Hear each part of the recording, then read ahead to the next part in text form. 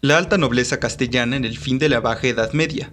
¿Y por qué tanto bandolero dice que es nuestro señor? Mosén Diego de Valera. A lo largo de la historiografía tradicional, la nobleza y los nobles de la Castilla medieval han sido considerados como símbolos de valor, talento, virtud, honor, así como de una religiosidad y una lealtad fuera de toda duda. Los tratados nobiliarios son una clara expresión de dicho concepto. Para nuestro estudio resulta de gran importancia señalar la actuación de la alta nobleza en la reconquista militar de los siglos XII y XIII, cuyas consecuencias se extendieron hasta el siglo XVI, moldeando en buena parte la historia del reino castellano. Después de la victoria de los ejércitos cristianos en las Navas de Tolosa, 1212, el ritmo de la reconquista del sur de España se aceleró. En 1212 quedaban Extremadura y Andalucía fuera del poder de los moriscos, cuyo último reducto, el Reino de Granada, resistió aún los embates cristianos durante 2 siglos más. El papel que desempeñó la alta nobleza castellana en la guerra fue preponderante, y ello significó que la mayor parte de las tierras recuperadas quedaran bajo su férula. En Andalucía, el rey Fernando III le entregó extensos dominios, convirtiéndola en una clase con una influencia casi ilimitada. Según datos de Sobreques, casi 1/3 del territorio capturado quedó en manos de la nobleza. Esta rápida extensión permitió que se construyeran enormes latifundios que, aunados a la apropiación de ciudades, villas, predios, alquerías y hasta molinos, multiplicaban el poder de los altos nobles y los situaba en la cúspide de la sociedad castellana. De hecho, Vicens Vives afirma que las grandes familias de linaje castellanas, ya sólidamente edificadas en el siglo XV, fincaron su enorme preeminencia en los repartos del siglo XIII.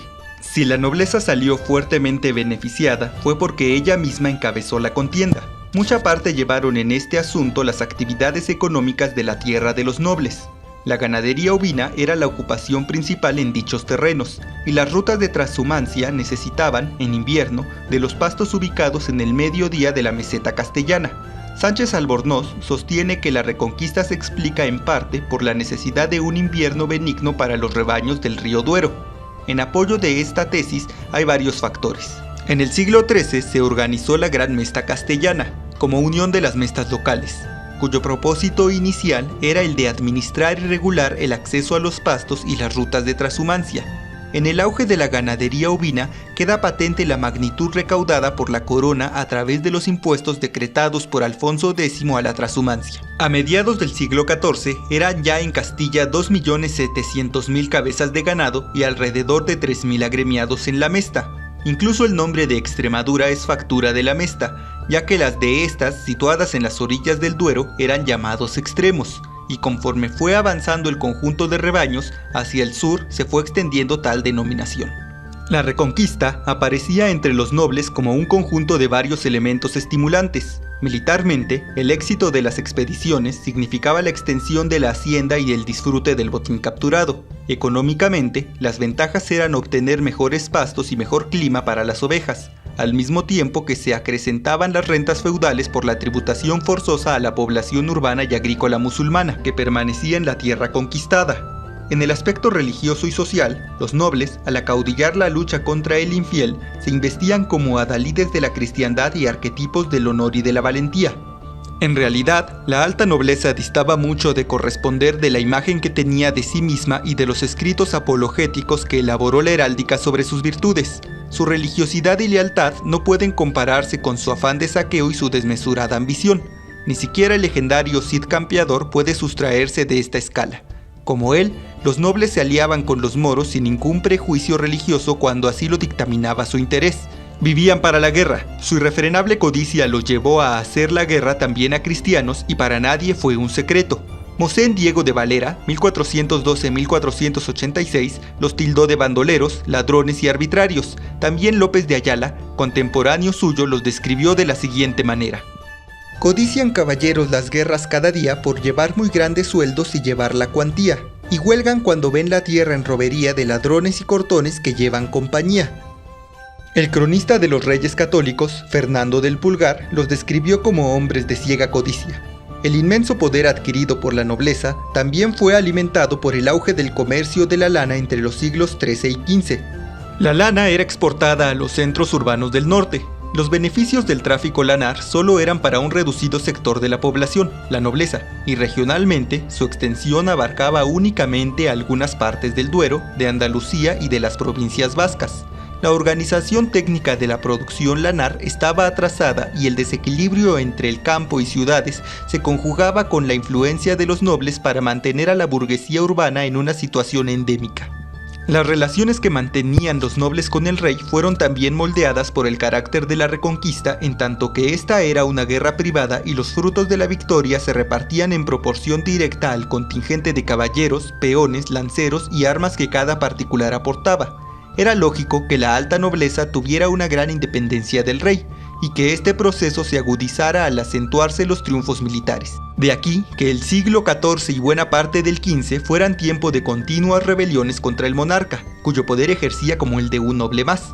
Las grandes dinastías castellanas alcanzaron privilegios ilimitados. Como referencia, diremos que doña Leonor de Alburquerque podía atravesar Castilla, de Aragón a Portugal, sin pisar ni una sola vez tierras que no fuesen las suyas.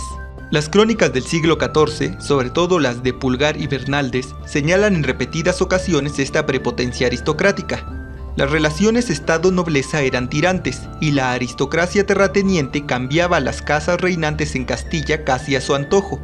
Las conspiraciones contra el monarca eran algo común, al igual que la usurpación de los bienes del patrimonio real.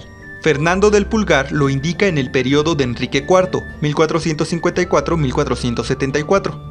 Gastó en estos tiempos el rey todos sus tesoros, e allende de aquellos gastó dio sin medida casi todas las rentas de su patrimonio real, y muchas de ellas le tomaron los tiranos. Durante este reinado, el bandolerismo y la sedición de los nobles llegaron a grandes extremos, culminando con la Guerra Civil 1474-1479, que llevó al trono a los reyes católicos. Al morir Enrique IV, una parte de la aristocracia se amotinó desconociendo los derechos de Isabel al trono, derechos ganados por Isabel en una guerra contra el rey su hermano.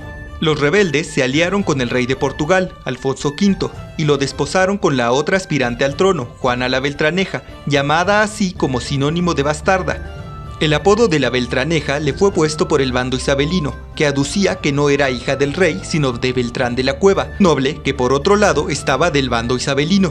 La lealtad de la nobleza era más bien tornadiza, y la regla general, por lo menos en el siglo XV, era que los bandos aumentaran o disminuyeran conforme se desarrollaba la contienda. El clérigo Bernaldez escribió sobre la guerra y los partidarios de Isabel lo siguiente: con ella había muchos otros nobles declarados, otros no del todo aclarados, otros a viva quien vence.